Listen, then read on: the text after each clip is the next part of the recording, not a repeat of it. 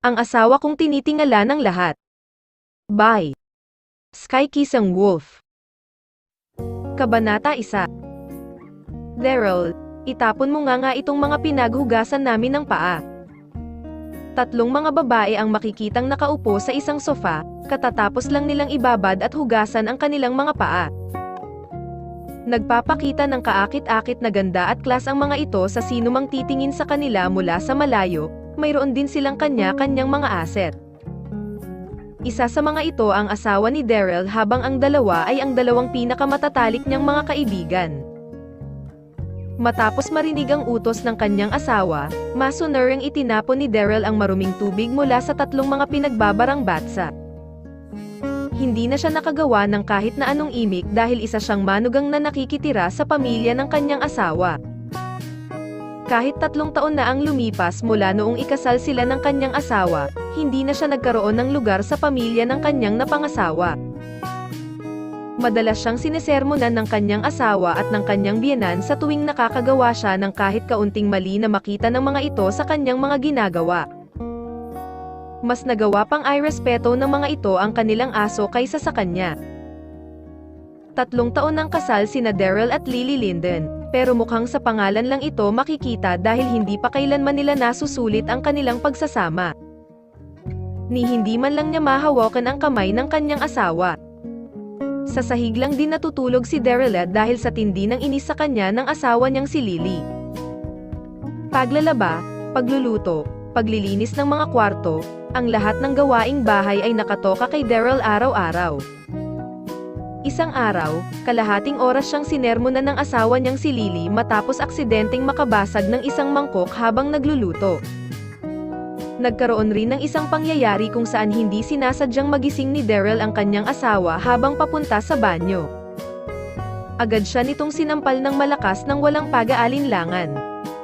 Ito ang unang beses na sinaktan si Daryl ng kanyang asawa. Hindi siya nagawang pagbuhatan ng kamay maging ng kanyang mga magulang noong siya ay bata pa. Kaya natural lang na magalit siya rito pero kinakailangan niya itong pigilan at sarilinin. Ang tanging magagawa niya lang ay ang magmakaawa at humingi ng tawad kay Lily. Pero sa huli, nagawa pa rin siya nitong paluhurin magdamag. 3 taon na ang nakalilipas kaya sanay na si Daryl sa ganitong buhay. Wala na siyang masisi kundi ang kanyang sarili sa pagiging manugang sa pamilyang ito, hindi ba? Ang masaklap pa rito ay ang matinding pagmamahal na nararamdaman pa rin ni Daryl sa kanyang asawang si Lily kahit na araw-araw siya nitong kinamumuhian at itinuturing na basura. Pangalawang anak si Daryl sa angkan ng Darby, kilala sila bilang pinakamalaking angkan sa buong Jiangnan region. 3 taon na rin ang nakalilipas mula noong gumastos siya ng 8 milyon para bilhin ang 8% ng kumpanyang Southeast Petroleum. Daan-daang miyembro ng kanilang angkan ang nagalit sa ginawa ni Daryl noong mga panahong iyon. Tinawag naman siyang hibang ng iba niyang mga kaangkan, habang inisip naman ng iba na sinusubukan ng solohin ni Daryl ang kayamanan ng kanilang angkan sa ginawa niyang ito. Kaya nagkasundo at nagpasya ang buong angkan ni Daryl, kasama ang kanyang mga sariling magulang, na itakwil siya at burahin sa kasaysayan ng kanilang angkan. Naramdaman ni Daryl ang mabilis na pagiging negatibo ng mga relasyon sa loob ng 3 taon niyang karanasan kasama ang kanyang asawa. Mabilis ring humahanap ng dahilan ang kanyang mga dating matatalik na kaibigan upang layuan siya. Kaya wala na siyang nagawa kundi tumira sa pamilya ng kanyang asawa para mabuhay. Hindi niya nasabi ang pangyayaring ito sa kahit kanino maging sa asawa niyang si Lily. "Oh Lily, mukhang naturoan mo nga ng husto ang asawa mong iyan," sabi ni Jade na isa sa mga best friend ni Lily. Nanlalamig namang tumawa si Lily at sinabing, "Si Daryl ba ang tinutukoy mo? Nagiinit na ang ulo ko sa tuwing nakikita ko ang basurang iyan." Habang ang ibang babae. Kabanata 2. Wala na bang ibibilis pa ito? Siguradong lagot ako pag na-late ako sa meeting namin. Hindi mapakilang sinabi ni Lily matapos mapansin ang mabagal na pagtakbo ng bike ni Daryl. Nang lumabas ang mga salitang ito sa kanyang bibig, agad itong pinagsisihan ni Lily dahil agad na sinagad ni Daryl ang bilis ng kanyang luma at sira-sirang bike. Masyadong itong naging mabilis para kay Lily kaya wala na itong nagawa kundi mapayakap ng husto sa baywang ni Daryl. Agad na nanginag ang buong katawan ni Daryl sa pagyakap na ito ni Lily. Sa 3 taon ng kanilang pagsasama, ay ito ng unang beses na nagkaroon sila ng physical contact sa isa't isa. Agad siyang nakaramdam ng matinding pagkasabik sa kanyang dibdib mula sa pressure na ibinibigay ni Lily sa kanyang likuran at lalo pang pinabilis ang takbo ng kanyang bike. Kinalaunan ay nakarating na rin ang mag-asawa sa main entrance ng office building na pinagtatrabahuan ng kanyang asawa. Nakahinga na rin ng maluwag si Lily nang huminto ang sinasakyan ilang bike sa tapat ng pinagtatrabahuan niyang building. Habang pababa sa bike, agad niyang narinig ang napakalakas na tunog mula sa isang sasakyan. Isang Audi Q5 ang huminto at nagpark sa tabi ng bike, isang lalaki ang bumaba mula rito. Nilock ni Ashton Adagio ang kanyang sasakyan at inayos ang kanyang suit. Naglakad siya papunta kay Lily at tinuro si Daryl. Lily, sino ang lalaking ito? Siya si Daryl. Mayanhing sagot ni Lily habang bumababa sa bike. Nagulat ang buong Donghai City sa kasal ni na Daryl at Lily 3 taon na ang makalilipas. Hindi inakala ng kahit na sinong nakatira sa Donghai City na ang mahinhin at ang napakagandang si Lily Linden ay nagpakasal sa isang basura. Oh, siya pala ang basurang iyon. Walang awang sanggal ni Ashton. Hinubad niya ang kanyang coat at ipinahiram kay Lily. Kawawang Lily, mukhang nilamag ka papunta rito, isuot mo ito. May regalo rin pala ako sa iyo. Bumalik si Ashton sa kanyang sasakyan para kunin ang isang carton na may marangyang itsura. Naglalaman ito ng isang napakagandang pares ng high-heeled shoes na gawa sa kristal. Siguradong magiging elegante at magkakaroon ng class ang sinumang magsusuot nito. Ilang taon na ang makalilipas ng pasukin din ng angkan ni Daryl ang fashion industry kaya nagawa niyang makakilala ng ilang mga kilalang fashion designers. Kung hindi siya nagkakamali, ang pares ng heels na ito ay dinisenyo ng isang British designer na nagngangalang Mina. Pinangalanan niya itong The Worship of Crystal. 79 na pares lamang nito ang ginawa noong taong iyon at ang bawat isa ay agad na nabili sa mismong sandali na i-release ito. Mga kilalang pamilya ang bumili sa karamihan ng mga ito. Kaya kahit magkaroon man ng malaking pera ang kahit na sino sa mga sandaling ito, magiging imposible pa rin para sa kanya na makakuha ng isang pares nito. Mukhang totoo ang mga sapatos na hawak-hawak ni Ashton sa mga sandaling ito, pero makikita rin sa mausisang pagtingin ang matatalas na dulo nito, kaya sigurado na isa lang itong replika. Alam ko namang matagal mo nang gusto ang heels na ito, kaya nalungkot ako para sa iyo. Tumingin ako kung saan-saan pero hindi ako makahanap ng original nito. Sabi ni Ashton habang ibinibigay ang pares ng heels kay Lily. Kaya gumastos ako ng 300,000 para sa replikang ito. Suotin mo ay ito ngayon at bigyan ako ng 1 buwan para makabili ng isa sa mga original nito. Okay lang. Mahinang sinabi ni Lily habang tinatanggap ang pares ng heels. Mukhang imposible nang makahanap ka ng original nito. Kahit na makahanap ka man, masyado nang mahal ang magiging presyo ng mga iyon. Ang isang pares nito ay nagkahalaga ng 30 million sa isang auction last year.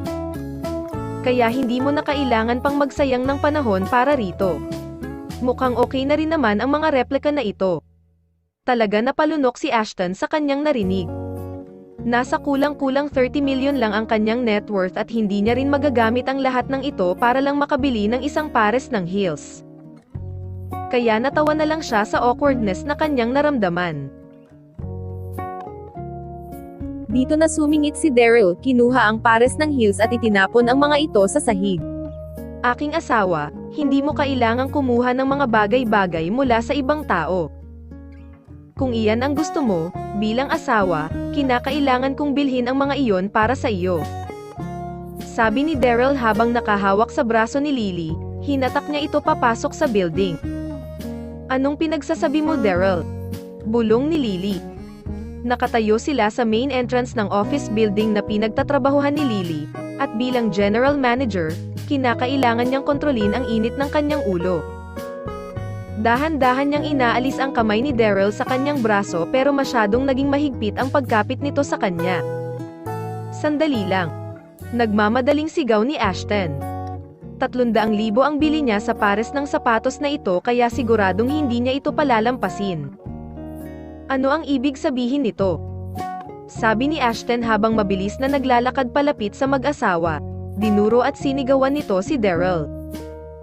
Ipagdasal mo na hindi basag ang mga heels na ito dahil siguradong hindi mo ito mababayaran kahit ibenta mo pa ang kidney mo.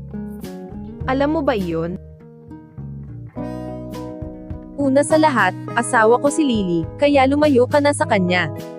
Ikalawa, kung nilalamig ang asawa ko, pwede niyang ipatong ang t-shirt na suot ko. Nang matapos ang kanyang sinabi, kinuha ni Daryl ang jacket ni Ashton at ibinato rin ito sa sahig. At higit sa lahat, ibibigay ko ang anumang bagay na gusto ng asawa ko. Hindi ganoon kababa ang aking asawa para magsuot ng mga mumurahing replicas. Kaya dapat ko lang siyang regaluhan ng totoong worship of crystal mamayang gabi. Isa ka talagang tanga. 300,000 na ang halaga ng replika nito.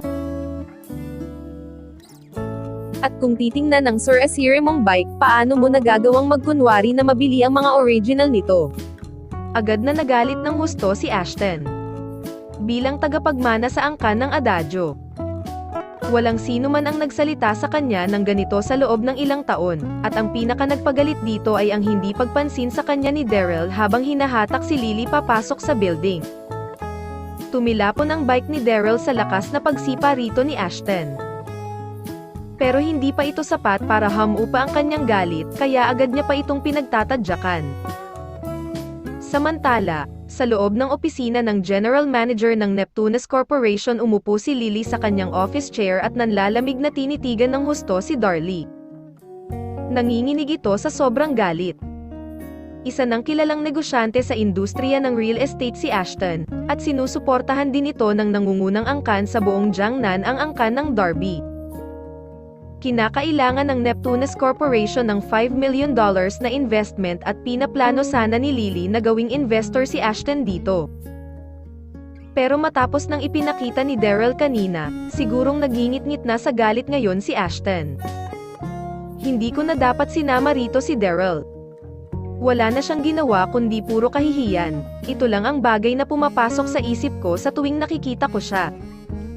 Isip ni Lily. Ano pang tinatambay-tambay mo rito? Alis.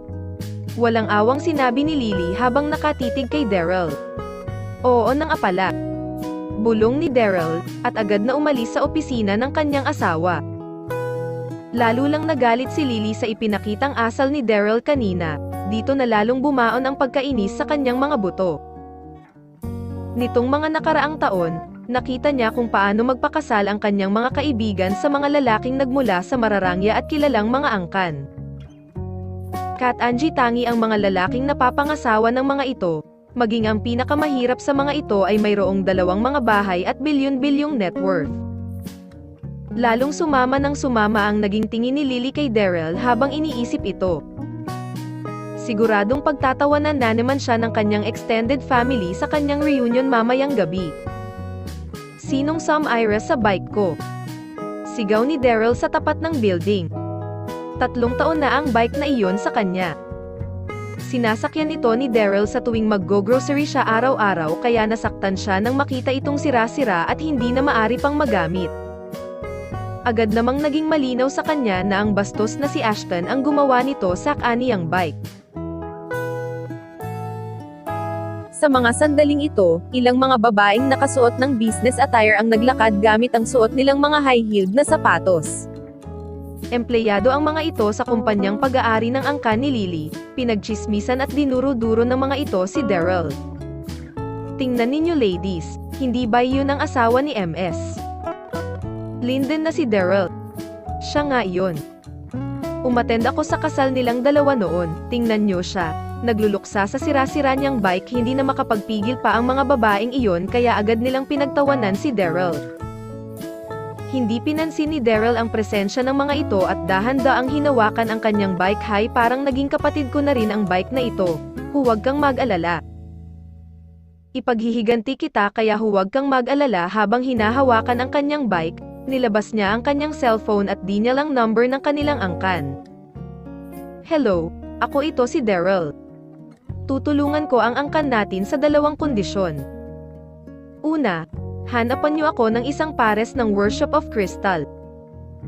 At ikalawa, mayroong isang lalaki na nagngangalang Ashton Adagio na nag-ooperate sa ilalim natin, hindi ba? Gusto kong alisin ninyo ang lahat ng nasa pangalan niya. Matapos niyang ibaba ang tawag, nakatanggap siya ng isang text message mula kay Lily. Naglalaman lang ito ng ilang mga salita mamayang gabi na ang annual gathering ng mga Linden, bumili ka ng bagong set ng mga damit, at huwag na huwag mo akong bibigyan ng kahihiyan. Asterisk asterisk asterisk. Sa Eastern Seacoast. Isang villa na nakatayo sa tabing dagat, sa isang kwarto kung saan makikita ng buo ang tanawin ng karagatan. Inimbitahan ng tumatayong ama sa angkan ng derby si Daryl para makipag-usap. Walang pakialam na umupo si Daryl sa isang rocking chair habang umuupo naman sa harapan niya ang tumatayong ama ng kanilang angkan na nagngangalang Drake Darby, tito ito ni Daryl sa kanyang ama. Matapos makita ang pag-upo ni Daryl, natawa si Drake at sinabing, "Oh Daryl, kahit ilang taon na ang lumipas, wala ka pa ring pakialam sa kahit na ano. Huwag na tayong magpatumpik-tumpik pa tito, marami pa akong gagawin mamayang gabi. Sinabi mong lubog sa utang ang ating angkan, gaano ba kalaki ito?" Kumuha si Daryl ng isang malaking cherry at nilagay sa kanyang bibig bago niya sinimulang nguyain. "Well, hindi naman ito kalakihan," nodadalang sinabi ni Drake habang napapakamot sa kanyang ulo. Bilang kinikilalang ama ng kanilang angkan. Siguradong marami na itong napuntahang mga importanteng meeting, pero ngayong sila ang nangangailangan ng tulong, kinakailangan niyang magpakita ng pag-iingat sa kanyang mga sinasabi. $3 billion lang ang utang na kinakailangan nating bayaran, ano? $3 billion. Isip ni Daryl. "Tito, marami pa akong dapat na gawin, mauuna na po ako." Nolalamyang sinabi ni Daryl habang tumetayo at naghahandang umalis. "Oh Daryl." Nagmamadaling sinabi ni Drake. Kailangan ng ating angkan ng pera. Siguradong guguho ang lahat ng ating mga pinaghirapan sa sandaling hindi mo kami matulungan. Sinisiguro ko sayo na matutupad ang mga kondisyong sinabi mo kanina. Wala nang matitira na kahit ano kay Ashton Adagio mamayang gabi at papunta na rin dito ang Worship of Crystal na hinihiling mo. Gusto kitang tulungan tito, pero saan naman ako makakahanap ng ganoon kalaking halaga? Sabi ni Daryl habang nagbubuntong hininga. Gusto mo bang makita na gumuho sa iyong harapan ang ating angkan? Mayroon kang 3.2 billion sa iyong bank account. Desperado na sa mga sandaling ito si Drake. Dapat nating alalahanin ang ating mga pinagmulan. Dahan-daang nawala ang mga ngiti sa mukha ni Daryl nang marinig ang mga salitang ito. "Tito, sinabi ng asawa mo ay gusto kong solohin ang kayamanan ng ating pamilya noong bumili ako ng shares sa Southeast Petroleum. Tinakwil din ako ng daan-daan nating mga kapamilya, itinakwil at pinaalis mo rin ako sa ating angkan. Mayroon ba akong napuntahan o kumampi man lang sa akin? Sigurado akong malinaw din sa inyo na kinita kong mag-isa ang 8 million na pinangbili ko ng shares noon, hindi kailanman ito nagmula sa kayamanan ng ating pamilya. Ilang taon din akong tinrato ng mas mababa pa sa isang aso matapos maging isang manggugang na nakatira sa pamilya ng aking napangasawa. Walang ni isa sa inyo ang tumulong sa akin, hindi ba? At sigurado rin ako nakakalimutan nyo na ang pangalan ko kung hindi lang kayo nangailangan ng pera." Nagsara ng husto ang mga kamay ni Daryl habang galit na nilalabas ang kanyang mga nararamdaman sa bawat salita na kanyang binabanggit. "Nagkamali ang iyong angkan sa pagtakwil naming sa iyo, Daryl, pero kailangan talaga ng ating angkan ng tulong mula SIO," sabi ni Drake habang humahakbang paabante at humahawak sa braso ni Daryl. Huminga ito ng malalim at nagpatuloy sa pagsasalita. "Daryl, bilang kinikilalang ama ng ating angkan, ibibigay ko sa iyo ang posisyon ng President sa Platinum Corporation. Suportahan mo lang ang ating angkan. Ibigay mo sa akin ang ID mo, at magpunta sa office building ng Platinum Corporation bukas. Isang secretary ang maghihintay sa iyo roon para bigyan ka ng iba pang mga detalye. Ang Platinum Corporation ay isang entertainment company na may pinakamataas na potensyal sa mga hawak na kumpanya ng mga Darby. Maraming mga kilalang artista ang nasa ilalim ng kanilang kontrata. Nangyari ang lahat ng ito habang nasa ilalim ng asawa ni Drake ang Platinum Corporation. Kaya masusurpresa ang kahit na sino sa sandaling malaman nila na nakahanda si Drake na ibigay ito kay Daryl. Walang problema, kung wala ng iba, mauuna na ako. Sabi ni Daryl matapos itong pag-isipan ng bahagya. Kahit na mukhang hindi pa rin sapat ang Platinum Corporation sa halagang $3 billion.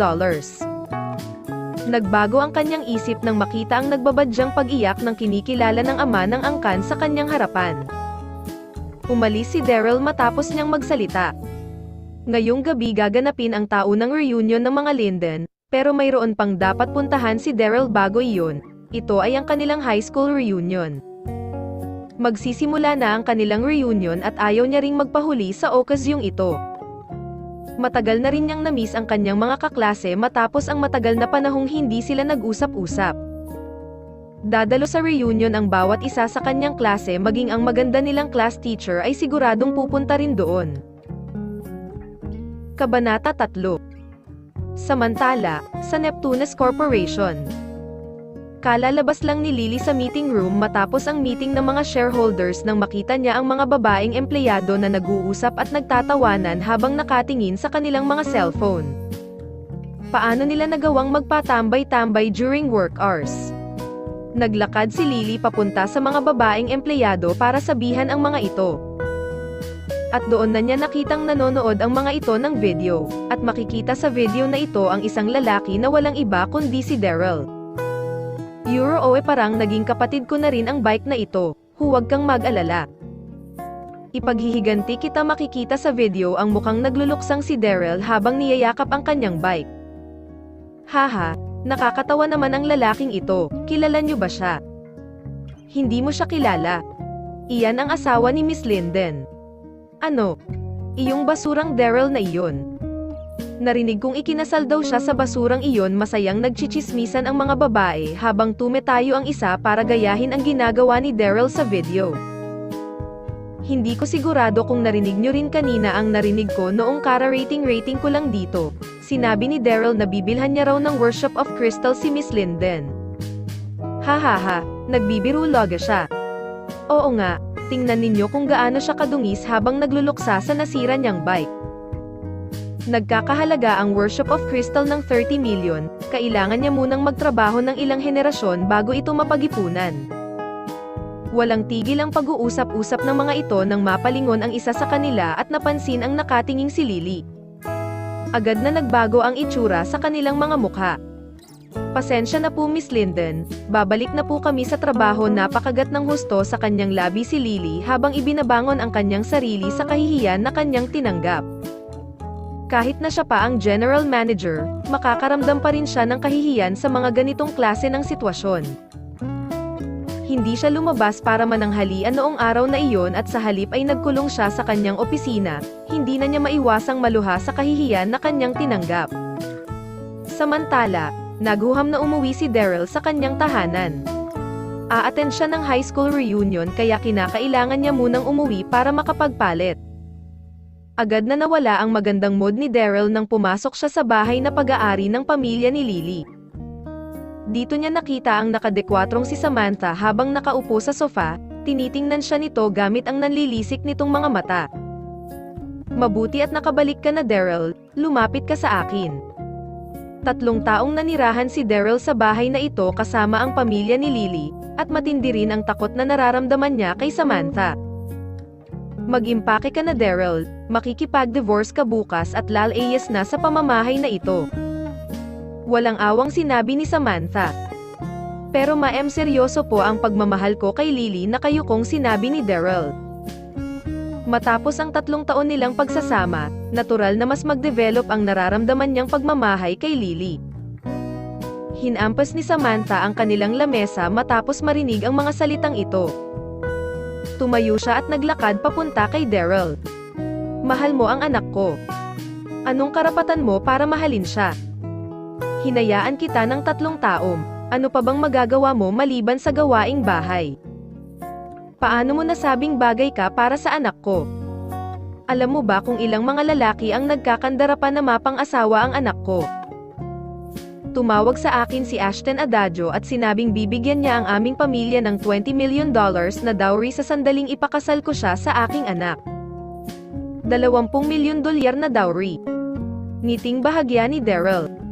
Malayong kamag-anakan niya si Ashton na nasa ilalim ng kanilang angkan, anak siya ng isa sa kanyang mga tita. Ang lahat ng kayamanan ni Ashton ay nagmula sa mga Darby. Tinawagan na rin ni Daryl ang kanyang angkan noong ihatid niya ang kanyang asawa at sa loob lang ng 24 na oras ay mawawalan na si Ashton Adagio ng kayamanan. Kaya paano niya magagawang bayaran ang 20 milyong ipinapangako niya kay Samantha? Hindi po ako aalis, ma'am. Papayag lang po akong makipag-divorce sa sandaling si Lily na ang magsabi nito sa akin sa personal. Tinapos ni Daryl ang kanyang sinasabi bago tumalikod at muling lumabas ng bahay. How dare you? Bumalik ka rito ngayon din. Idinabog ni Samantha ang kanyang paa sa sahig dahil sa kanyang galit at hinabol si Daryl ng naka-high heels pero masyado na itong nakalayo sa kanya. Kinagabihan, sa Neptunes Corporation.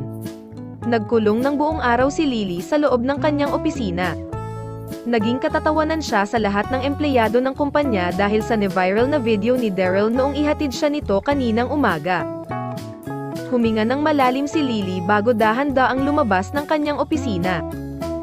Sige na, pwede na kayong umuwi. Sabi ni Lily sa kanyang mga empleyado. Mayroon pong package para sa inyo, Miss Linden. Makikitang dala ng isang receptionist ang isang box na kanyang ibinigay kay Lily. Maririnig ang pagkamangha sa mga taong nasa paligid matapos makita ang dala nitong box. Imposible na maging ganito ito, Karangya. Paano naging ganito ka-gilded ang isang delivery package? Wow! Anong klase ng delivery package ito?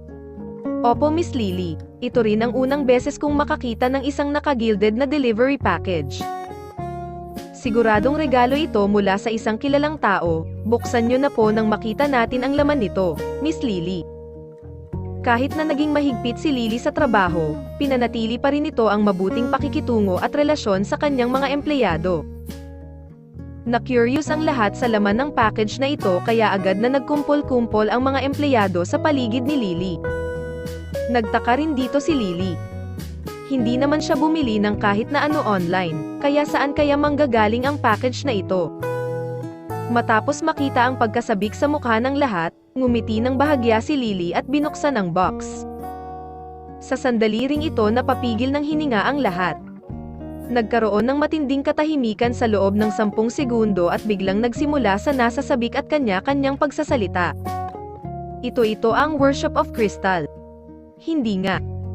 79 na pares lang ang ginawang Worship of Crystal at ibinibenta ito sa halagang umaabot sa $30 million. Napakaganda nito. Napakaswerte niyo po, Miss Lily. Nag-usap-usap sila sa kanilang mga sarili, pero wala pa ring masabi na kahit ano si Lily hanggang sa mga sandaling ito. Ilang taon na niyang gusto na makabili ng isang pares nito. At sapat na rin ang isang tingin para makita na original ito. Paano ito nangyari? Napaatras ang hindi makapaniwalang si Lily na para bang nasa loob ng kanyang panaginip. Maliban na lang kung ibinenta ni Ashton ang kanyang kumpanya para ibigay sa kanya ang pares ng heels na ito. Naantig ang puso ni Lily habang iniisip ang posibilidad na ito. Siguradong pag-uusapan siya sa sandaling suotin niya ang Worship of Crystal sa annual reunion ng kanilang pamilya mamaya. **** Floria KTV, Donghai City. Ang KTV na ito ay isa sa pinakasikat na mga entertainment centers sa buong Donghai City. Masyadong mataas ang buying power nito kaya kilala ang halos lahat ng mga pumupunta rito, na puno rin ang entrance nito ng mga mamahaling sasakyan. Dito gaganapin ang high school reunion na a-attenden ni Daryl. Nakasakay naman si Daryl sa bagong bili niyang electric bike na kanyang ginamit papunta rito at sumisipol niyang ipinaroda ang kanyang bike sa harap ng entrance. Gusto niyang bumili ng sasakyan kaso hindi niya pa ito magagawa dahil ibinigay niya ang kanyang identity card sa kinikilalang ama ng kanilang angkan. Kaya wala pa siyang magagawa kundi bumili muna ng bike sa ngayon. Nasabik siya ng husto dahil malapit na niyang makita muli ang kanyang mga kaklase. Kapaparada pa lang ng kanyang bike nang makarinig siya ng isang nagmamadaling pito. May lilipat mo ba yan? Bike lang ang dala mo pero gusto mo nang sakupin ang isang buong slot. Isang BMW 5 Series ang huminto sa tabi ng kanyang bike, inilabas ng driver nito ang kanyang ulo at tinawag si Daryl. Nagkatitigan ang lalaki at si Daryl at nasupresang makita ang isa't isa. Class monitor. Sabi ni Daryl habang tumatakbo papalapit sa sasakyan. Ang lalaking nakasakay sa magarang sasakyan ay walang iba kundi ang class monitor ng high school class ni Daryl na si Clifford Conway. Daryl, anong nangyari SIO? Bumaba si Clifford sa kanyang sasakyan at tumingin kay Daryl mula ulo hanggang paa bago nanlalamig na tumawa at mabilis na pumasok sa KTV. Na-awkward naman siyang tinawag ni Daryl para makipag-usap, pero walang intensyon si Clifford na ay pakitang kakilala niya ito. Naglakad silang dalawa papasok sa nakareserbang KTV room ng magkasunod. Nakarating na rin ang iba pa nilang mga kaklase at napalingon sa pinto nang mapansin ang kanilang pagdating. Napakagwapo na ni class monitor ngayon, no? Isa na siyang successful na tao. Agad na umingay ang KTV room nang pumasok sila rito. Agad na silang nagtipon-tipon sa paligid ni Clifford. Nakasuot ng isang mukhang mamahaling suit si Clifford. At ang higit sa lahat, hawak-hawak nito ang susi ng kanyang BMW na nakita rin ng lahat. Habang naupo naman si Daryl sa isang tabi, hindi branded ang suot niyang damit at para lang sa electric bike ang susi na kanyang hawak. Hindi na iba ang kanyang itsura sa isang delivery man. Walang sino man ang nakipagkumustahan sa kanya kaya agad itong naging isang awkward na sandali. Pero walang pakialam sa mga ganitong bagay si Daryl, tumingin lang siya sa kanyang paligid. Dahil matagal na niyang hindi nakita ang mga ito, napansin niyang mas gumanda ang mga babae niyang mga kaklase. Pero ang pinakamaganda pa rin sa kanilang lahat ay si Giselle Lynn. Si Giselle ang diyosa ng kanilang klase, madalas itong nagsusuot ng jeans na nagpapakita sa magandang hubog ng kanyang katawan. Hindi rin mapapantayan ang tanglay nitong kagandahan. Matapos ang ilang taon, mukhang makikitaan na rin ito ng pagka-mature at pagkamahinhin sa kanyang aura. Nagsuot ito ng skin-tight na jeans sa kanilang reunion na mas lalong nakapagpabighani sa mga taong tumitingin sa kanya. Napansin din ni Clifford si Giselle at agad na nahok dito. Hindi niya naiwasang mapatanong na napakaganda mo ngayon Giselle, kumusta ka na? Bago pa man makasagot si Giselle, isang babae ang agad na sumagot para rito class monitor, magiging artist na ngayon si Giselle. Malapit na siyang pumirma ng kontrata sa Platinum Corporation. Wow! Agad na umingay muli ang buong KTV room, sino bang taga-Donghae ang hindi pa nakakarinig sa Platinum Corporation? Ilang A-class celebrities ang hawak nito. Sa totoo lang, maganda naman talaga si Giselle, kayang makipagsabayan ng kanyang ganda sa ibang mga A-list celebrities sa Platinum Corporation. Nasabik si Daryl matapos marinig ang pangalan ng Platinum Corporation dahil siya na ang magmamayari ng kumpanyang iyon bukas ng umaga. Habang iniisip itong ngumiti si Daryl at lumapit kay Giselle, gusto niya sanang tumabi at makipagkumustahan dito. Habang papaupo, napansin niyang sumimangot si Giselle at nagpakita ng naiinis na tingin bago sabihing pwede bang huwag kang umupo rito. Oh! Dahan-daang tumayo si Daryl. May nakaupo na ba rito? Wala, ayoko lang tumabi sa iyo. Nanlalamig na sinabi ni Giselle. High school reunion ang pinuntahan mo Daryl, hindi ka ba makabili ng disenteng damit? Hindi ka ba nadudumihan sa damit mong suot ngayon? Kabanata 4. Hayop ka, kalaliba ko lang nito kahapon, makasabi ka ng madumi ito sa paningin mo ha. Isip ni Daryl sa kanyang sarili. Magsasalita na sana siya ng kanyang opinyon sa mga sinabi ni Giselle nang hatakin siya palayo ni Alex Armstrong. Malapit silang magkaibigan noong high school pa lang sila. Nagkaroon na rin ng ilang pagkakataon kung saan nakipag-away at nag-cutting classes ng magkasama. Mukhang si Alex lang ang nag-iisang hindi nandidiri kay Daryl ngayong gabi. Matapos hatakin si Daryl sa isang tabi, Iniling ni Alex ang kanyang ulo at sinabing bro, sinasabi ko SIO, isa ang tulad ni Giselle sa mga uri ng babaeng hindi natin dapat nilalapitan. Naghahanap ka ba ng sermon at kahihiyan sa ginawa mong iyong kanina? Hindi na nakapagsalita pa rito si Daryl at tumawa na lang ng mahina. Uminom at kumain silang lahat nang hindi namamalayan ang mabilis na paglipas ng gabi. Maging si Giselle ay tipsy na rin kaya nang pilitin ng kanyang mga dating kaklase, kinuha niya ang mikropono at kumanta habang dahan-daang sinisway ang kanyang katawan. Naging mahinhin at kaakit-akit ang kanyang itsura sa mga sandaling ito na mas lalong nakapagpabighani sa mga lalaki na nasa kanyang paligid. Napakaganda talaga ni Giselle. Malalim na ang gabi nang magpasya silang umuwi. Hindi nakapunta sa reunion ng kanilang class teacher dahil magbigla itong kinailangang gawin last minute kaya nagpasya silang magkaroon na lang muli ng pagkikita sa susunod na Monday. Habang papaalis, nagkandara pa ang mga lalaki sa kanilang klase na ihatid si Giselle pauwi. Pero agad itong sumakay sa kanyang Porsche at umalis nang makarating sa entrance na gumulat sa kanilang lahat. Napakaganda niya talaga. Bulong ni Alex sa tabi ni Daryl. Hindi na ako magtataka kung bakit mo nagawang tumabi sa kanya kanina. Wala akong pakialam kahit mabawasan pa ng 10 taon ang aking buhay kung makakasama ko naman siya ng isang gabi. Nanlalamig namang tumawa rito si Daryl. Kung ganoon, pinaplanong pumunta ni Giselle sa Platinum Corporation bukas para pumirma ng kontrata.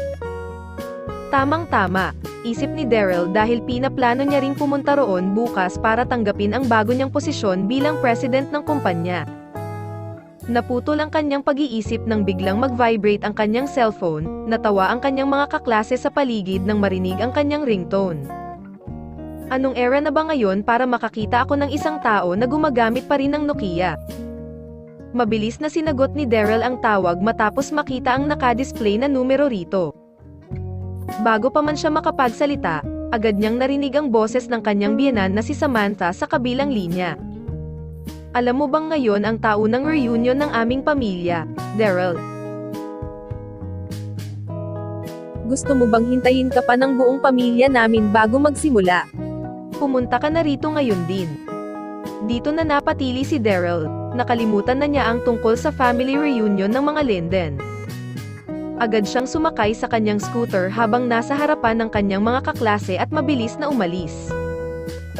Pero kahit nagawa na niyang makalayo sa mga ito, nagawa pa ring marinig ni Daryl ang boses ng mga babae niyang kaklase na tumetawa sa kanya. Isang Land Rover ang makikitang nakapark sa gate ng isang high-end residence na matatagpuan sa Bayhay City. Isang magandang babae ang makikitang nakatayo sa harapan ng sasakyan habang naiinip na tinitingnan ang kanyang cellphone. Nakabalik na ako. Sabi ng humihingal na si Daryl. Itinabi niya ang kanyang scooter at agad na tumakbo papunta kay Lily. Nagawa niyang makita na suot ng napagaganda nitong paa ang pares ng Worship of Crystal. Mukhang nagustuhan niya ang red along ito na kanyang agad na isinuot para sa reunion. Pero nanlalamig siyang tiningnan ni Lily at sinabing sasabihan na kita ngayon pa lang. Ngayon ang taunang reunion ng mga Linden kaya mas maigi kung ititikom mo na lang ang bibig mo roon at ilayo ako sa kahihiyan. Oh, sagot ni Daryl. Hindi pa tuluyang nakakasakay si Daryl sa sasakyan nang makarinig na naman siya ng isa pang reklamo. Wala ka bang suit, Daryl? Hindi mo ba alam kung gaano kalaking kahihiyan ang madadala mo sa pagsusuot ng mga mumurahing damit na iyan? Walang awang tinanong ni Samantha, nakasuot naman si Samantha ng isang short dress na nagpakita sa angkin niyang ganda. Makikita ng sino man ang pinagsamang maturity at pagiging kaakit-akit ng kanyang aura sa sandaling makita nila ito. Isa siyang magandang tanawin na agad makakakuha ng pansin sa kahit na sinong nasa kanyang paligid. Tahimik naman itong binaliwala ni Daryl. Agad na nagalit si Samantha nang makita ang walang pakialam na si Daryl. Bingi ka ba talaga o tanga? Tingnan mo kung gaano kakachip, parang naging sumpa sa ilang henerasyon ng aming pamilya ang pagpapakasal mo sa aking anak. Huwag ka nang magalit, Mom. Sabi ni Lily habang dahan-daang nagdadrive ng sasakyan. Paanong hindi ako magagalit? Sabi ni Samantha habang dinuduro si Daryl. Inuutusan kitang magpunta sa marriage registry pagkatapos ng okasyong ito at mag-apply ng divorce. Ayaw na kitang makita na pakalat-kalat sa pamamahay naming naiintindihan mo.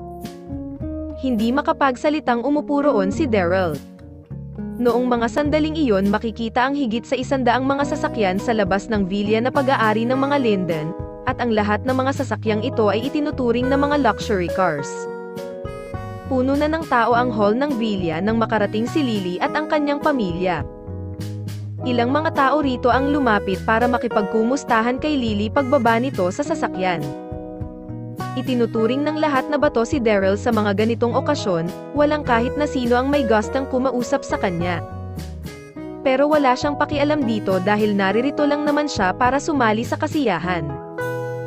Kaya sa sandaling ihain na ang handa, agad nang pipila si Daryl para kumain ng kumain hanggat kaya niya. Pero mayroon ding mga tao na mahilig gumawa ng gulo ng walang dahilan, isa na rito si William Linden. Mukhang mayroon itong hinanakit kay Daryl dahil hinding-hindi niya pinalalampan sa kanyang mga insulto si Daryl sa bawat sandaling magkita silang dalawa. Yuhu, hindi ba ikaw ang napakabait na manugang ng mga Linden, Daryl? Tanong ni William habang naglalakad mula sa malayo, sinadya niyang lakasan ang kanyang pagsasalita upang marinig ito ng lahat. Daryl, nakita ko na ang mga damit na iyan sa mga sale noon. Magkano nga ba iyan? $10 bawat isa. Napatingin ang lahat kay Daryl matapos marinig ang mga sinabik ni William. Tinitigan nilang lahat si Daryl na para bang isang unggoy sa zoo. Mag-iingat ka sa pagsasalita mo, $19 ang nagastos ko sa mga ito. Bulong ni Daryl. Dito na sumabog sa tawanan ang buong hall. Sinubukan ng ilang kababaihan na panatilihin ang kanilang posture habang nakikisali sa tawanan. Manahimik ka na lang, pabulong na sinabi ni Lily.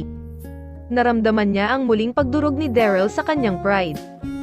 Kung hindi lang dahil sa rules ng kanilang angkan na nagre-require sa bawat isang miyembro nito na dumalo sa taonan nilang reunion, hinding-hindi niya ito magagawang isama. O ikaw pala iyan Lily, hindi naman sa minamaliit ko ang pamilya mo. Wala akong pakialam kung $19 lang ang damit na suot ng asawa mo. Pero kung titingnan ang damit na suot mo, siguradong hindi lalampas sa 1,800 ang halaga nito tama. Hindi mo ba nakikita ang suit na suot ko ngayon? Isa itong tailor-made suit ni Hermenegilde Zegna. Alam mo ba kung magkano ito? Itinaas ni William ang ilan sa kanyang mga daliri sa kamay at iwinagayway ito sa mukha ni na Daryl at Lily. 700,000. Wow! Namamanghang napatingin ang lahat sa suit ni William matapos marinig ang mga sinabi nito. Napatigil ang mga babae at nainggit maging ang mga lalaki sa kanya. Napakagat ng husto sa kanyang labi si Lily, $1,200 nga lang ang nagastos niya para sa dress na ito. Maging siya ay hindi magagawang mangarap na magkaroon ng damit na nagkakahalaga ng 700,000. Naramdaman ni Lily na pinagtatawanan siya ng mga tao sa paligid na parang isang walang kwentang nilalang, dito na nag-blush ang napakaganda niyang mukha. Nang biglang naglakad si Daryl papalapit kay William at hinawakan ng bahagya ang suot nitong suit. Nahihibang ka na ba? Agad na nagalit rito si William. Wala kang karapatan na hawakan ang suit na ito. Bahagyang ngumiti si Daryl at sinabing, mukhang ang damit na suot mo ang hindi nababagay para sa okasyong ito. Ang suit na ito ay dinisenyo ng kilalang Italian fashion designer na si Francesco Martin. Isa piraso lang ang kanyang ginawa na kasalukuyang nakadisplay ngayon sa Italian Fashion Museum. Kaya sigurado ako na isang replika lang ang suot mo ngayon at hindi lang iyon, hindi pa naging maganda ang pagkakareplika nito. Mayroon isang nakausling sinulid sa kanang bulsa ng iyong suit, maaari mo na itong tanggalin ngayon. Kung tama ang computation ko, nagkakahalaga lang ng $200 ang suit na iyan. Maging ang $1,200 dress na suot ng aking asawa ay mas makalidad kaysa sa suot mong suit ngayon. At ang inspirasyon pala ng suit na iyan ay nagmula sa kanyang ama na si Petrarch na nagkaroon ng depression matapos malugi ng kanyang negosyo. Naramdaman niya na distorted ang mundo. Kaya ang stripes na makikita sa suit na ito ay sinadya niyang ilagay upang ipakita ang kanyang pananaw sa distorted niya ring realidad. Nagpatuloy sa pagsasalita si Daryl. Sa pagsusuot ng suit na iyan sa okasyong ito, hinihiling mo ba na malugirin ang mga negosyong hawak ng mga Linden? Nakangiting sinabi ni Daryl. Hindi naging malakas ang kanyang pagsasalita pero mabilis pa rin itong narinig sa loob ng hall. Katahimikan. Napuno ng katahimikan ang paligid. Nagulat ang lahat sa mga binitawan niyang salita, hindi sila makapaniwalang nagmula ang mga salitang ito sa bibig ni Daryl. Oo nga pala. Hindi naging demanding ang asawa ko sa kanyang mga susuotan pero nabawi naman ito sa kanyang standard para sa isusuot niyang mga sapatos. Sunod-sunod na lumabas ang mga salita sa bibig ni Daryl. Ang mga heels na kanyang suot ay ang orihinal na Worship of Crystal. Kung hindi nyo pa ito naririnig, maaari nyo itong i-search online. Wow! Ang Worship of Crystal. Original nga ito. Napakaganda pala nito sa personal, nasa sabik ang lahat na nag-usap-usap sa paligid. Matataas ang pinagmulang estado ng mga babae na nasa loob ng hall na ito kaya paano nilang hindi malalaman ang tungkol sa Worship of Crystal. Sapat na ang isang tingin para makitang original ang suot na pares ng heels ni Lily. Ito ang Worship of Crystal na nagkakahalaga ng 30 milyon. Kahit sino pa ang tanungin mo, walang kahit na sino ang tatanggi rito. Agad na naging center of attraction si Lily ng lahat habang pinauulanan ng mga pagbati at paghanga mula sa mga taong nasa kanyang paligid. Hindi maiwasang mapatingin ni Lily kay Daryl. Sa 3 taon nilang pagsasama, ito ang unang beses na naramdaman niya ang pagiging lalaki ng basurang ito. Pero paano nalaman ni Daryl ang lahat ng impormasyon na kanyang sinabi kanina? Ang pangalan ng Italian designer at maging ang naging inspirasyon nito, siguradong iilan lang ang nakakaalam nito sa mundo. Matapos mag-isip ng kaunti, naniwala si Lily na baka palihim na sine-arch ni Daryl online ang tungol dito. Walang kabuluhan ang mga pinagsasabi mo. Sabi ni William habang nakaturo kay Daryl sa sobrang kahihiyan. Nang biglang sampelan ni Samantha si Daryl. Naging malakas ang pagsampal niyang ito kay Daryl kaya agad na natahimik ang lahat sa sobrang pagkagulat. Anong pinagsasabi mo, Daryl? Humingi ka ng paumanhin kay William ngayon din. Walang awa na sinabi ni Samantha. Kabanata 5. Nasa kamay ng kanilang lola ang pamamahala sa buong angkan ng mga Linden, at si William ang pinakapaborito nitong miyembro ng angkan. Naging maganda rin ang ipinakitang performance ni William dahil mayroon na itong hindi bababa sa $30 million na halaga ng mga ari-arian. Kaya siguradong mamasamain ang sinumang babastos o makakaaway nito. Anong ginagawa mo, ma'am? Tanong ni Lily habang naglalakad papalapit para awatin ang kanyang ina. Kahit na kinaiinisan ni Lily si Daryl, nagawa pa rin nitong ipagtanggol siya at ibangon sa nararamdaman niyang kahihiyan. Hinawakan ni Daryl ang kanyang muka kung saan makikita ang namumulang bakas ng kamay ni Samantha. Pero nagpakita pa rin siya ng kaunting ngiti. Matapos ng 3 taon nilang pagsasama, ito ang unang beses na kampihan siya ni Lily. Tumalikod na lang si Daryl at nakangiting umalis. Bumalik ka ritong basura ka. Kahit na nakalayo na siya kay Samantha. Narinig niya pa rin ang malakas nitong sigaw. Habang pinapanood ng lahat ang kahahantungan ng kaguluhang ito, isang matandang boses ang maririnig hindi kalayuan. Ano ang kaguluhang ito? Tanoing ni Grandma Linden habang naglalakad papunta sa stage. Agad na natahimik ang maingay na hall nang makita siya ng lahat. Sige na, hindi na kailangan ng ganyang formality. Maupo na kayong lahat.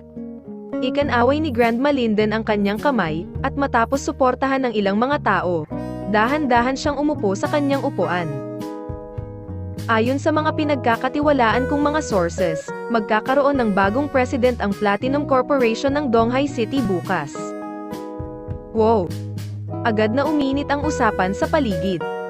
Mayroong 10 mga advertising company na pag-aari ang mga Linden. At nitong mga nakaraang taon, ginagawa ng mga Linden ang kanilang mga makakaya para magkaroon ng partnership sa pagitan nila at ng Platinum Corporation dahil ito ang pinakamalaking entertainment company sa buong Donghai City. Siguradong magiging stable ang kanilang kita sa sandaling matupad ang partnership na ito. Pero ang nagmamay-ari sa Platinum Corporation ay walang iba kundi ang angkan ng Darby na may mababang tingin sa mga Linden. Ang bawat isang request para sa partnership ay agad na nire-reject ng mga ito. Kaya sa pag-upo ng bagong presidente ng kumpanya, kinakailangan muling subukan ng mga Linden na lumapit at humiling ng partnership sa mga ito. Sinong may gustong makipag-usap tungkol sa hiling nating partnership? Dahan-daang tinanong ni Grandma Linden habang tumitingin sa buong hall. Ang sinumang matagumpay na makikipag-partnership sa Platinum Corporation ay kikilalanin bilang miyembro na may pinakamalaking naiambag sa ating angkan. Ako na lang po. Ako na po ang pupunta, Lola. Gusto ko rin pong makipag-usap sa kanila. Nagkandara pa ang lahat sa role na iyon maliban na lang kay Lily. Alam niya na masyado nang mababa ang kanyang katayuan sa kanilang angkan para mapili sa mga ganitong klase ng gawain. Matapos makita ang nasa sabik na mga tao sa paligid, natutuwang itinango ni Grandma London ang kanyang ulo at ngumiti. Tinuro niya si William at sinabing, William, bakit hindi ka pumunta roon bukas at subukan silang kausapin? Nanlaki ang mga mata ni William at nasa sabik na tumango. Mag-isang umalis si Daryl at sumakay ng taxi pauwi. Kailangan niyang bawiin ang kanyang tulog kagabi mula sa pagkasabik na kanyang naramdaman mula noong ibalita sa kanya ang biglaan niyang pagyaman. Napakahimbing na natulog ni Daryl noong gabing iyon. At noong kinaumagahan ay agad siyang umalis matapos mag-almusal at nagpunta sa Platinum Corporation gamit ang kanyang scooter. Sinabihan na siya ng kanyang tito Drake na sasalubungin siya ng sekretaryang si Pearl Hunt sa kumpanya. Nakatayo sa gitna ng masiglang business district ng Donghai City ang Platinum Corporation. Makikitang nakaparada sa harapan nito ang isang hilera ng mga luxury cars at ang karamihan sa mga ito ay pagmamay-ari ng mga artistang hawak ng kumpanya. Nakasaad sa company policy na kinakailangang mag-report ng mga artista sa kumpanya, araw-araw. Kung sakaling magkaroon sila ng emergency, kinakailangan nilang mag-request ng leave. Kaya madalas na tumetambay ang mga paparazzi sa harapan ng building para kuhanan ng litrato ang mga artistang naglalabas-masok dito at ibenta sa napakalaking halaga. Sa sandaling magawa nilang makakuha ng isang kontrobersyal na litrato, siguradong kikita sila ng malaki sa mga artistang ito. Hay! Napaka-cheap nga ng pagsakay sa scooter na ito papasok sa ganito kalaking kumpanmaya. Kailangan ko na talagang bumili ng bagong sasakyan, isip ni Daryl habang ipinaparada ang kayang scooter sa entrance ng kumpanya. Nang biglang marinig niya ang ingay mula sa makina ng isang sasakyan na sinundan ng isang malakas na kalabog na nakapagpatalsik sa scooter ni Daryl ng kaunti. Napalingon si Daryl at nakita ang isang Porsche Cayenne na bumangga sa kanyang scooter. Hindi ito gaanong nagasgasan pero naiupi naman ng husto ang likurang bahagi ng kanyang scooter. Buiset! Ang bagong bili kong scooter. Ang bilis naman nitong masira. Isip ni Daryl na parabang naiiyak ng walang luha. Napansin niya rin ang pagdami ng mga tao sa kanyang paligid na nakiusyoso sa nangyayaring komosayon. Marunong ka bang magmaneho? Sabi ng isang magandang babae habang pababa sa kanyang sasakyan. Wow, agad na napuno ng pagkasabik hangin sa paligid ng mga nagkakagulong tao. Agad na nakuha ng babaeng ito ang atensyon nilang lahat. Nakasuot ito ng sheath dress at isang pares ng high heels, naging maalindog rin ang hubog ng kanyang katawan. Siguradong pagtitinginan ang babaeng ito saan man siya magpunta. Giselle. Sabi ni Daryl. Nandito si Giselle para pumirma ng kontrata. Ngiti ni Daryl. Kahit na binangga nito at sinira ang kanyang scooter, mabuti pa ring walang ni isa ang nasaktan sa pangyayari.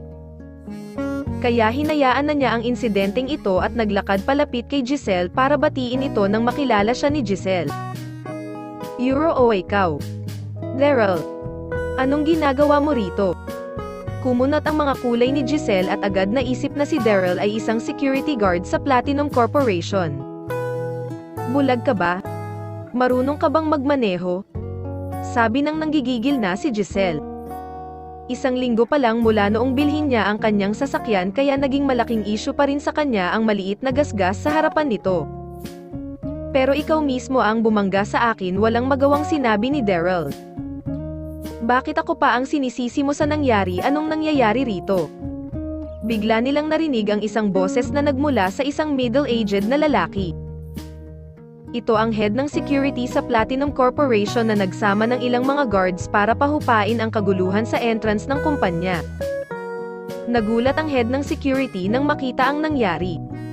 Isang banggaan sa pagitan ng isang scooter at isang Porsche. Naisip nito na isang artista ang babae na naririto para pumirma ng kontrata. Kaya hindi dapat ito mabastos o mapahiya. Matapos itong maisip, tumuro ang head of security kay Daryl at sumigaw ng ano sa tingin mo ang ginagawa mo. Hindi mo ba alam na bawal sa Platinum Corporation ang pagpasok at pagparada ng mga scooter? Mayroon ba kayong ganoong batas? Sinong gumawa nito? Nanlalamig na sinabi ni Daryl. Sinong gumawa nito? Ako ang gumawa nito. Sabi ng head of security. Humingi ka ng paumanhin sa babaeng ito ngayon din. Matapos marinig ang sinabi ng head of security, ngumiti si Giselle at tumuro kay Daryl. Sigurado akong isa siya sa mga bago ninyong security guard, tama? Natigilan ng head of security at tiningnang maigi si Daryl. Nakasuot ito ng mumurahing damit at nakasakay sa isang scooter, siguradong naririto siya para mag-apply bilang isang security guard. Huwag kang mag-alala, miss, hindi namin siya tatanggapin. Sigurado ng head of security habang hinahawakan ang kanyang dibdib. Tumingin siya pabalik kay Daryl at sinabing, ngayon ba ang unang araw mo? Kung ganoon ay tanggal ka na sa trabaho. Hindi maganda ang nakasanayan nilang ito sa kumpanya. Iling ni Daryl sa kanyang ulo. Naging walang awa ang head of security sa kanya dahil sa pangmahirap niyang itsura. Gusto kong makita kung paano mo ako tanggalin, dahan-daang sinabi ng nakangiting si Daryl. Mayroon ka ba talagang autoridad na magtanggal ng kahit na sino? Ikaw. Turo ng head of security kay Daryl. Siguradong nasisiraan na ng bait ang batang ito. Wala ngang autoridad ang head of security na magtanggal ng kahit na sino. Pero kung narito si Daryl para mag-apply bilang isang security guard, bilang head of security, siguradong pahihirapan niya ito ng husto. Nakakasuka ka talaga, Daryl. Sabi ni Giselle habang ikinakalampag ang kanyang mga heels papunta kay Daryl at namumuhing nakatingin dito. Kung hindi ka matatanggal ng head of security, sigurado akong matatanggal ka ng deputy manager, tama? Matapos magsalita, nilabas ni Giselle ang kanyang cellphone at nag-send ng isang text message. Matapos ang ilang sandali, isang babaeng naka-business attire ang lumabas mula sa entrance ng building at lumapit sa kanila. Kaakit-akit ang itsura ng babaeng ito na mayroong taas na nasa 165 centimeters at edad na nasa 30 years old. Nakasuot ito ng business attire at itim na high heels na nagpakita sa kanyang pagkababae at pagiging mature. Miss. Nang makita ang pagdating ng babaeng naka-business attire, agad na nagsiyuko ang mga empleyado at mga security guards ng sunod-sunod para batiin ito.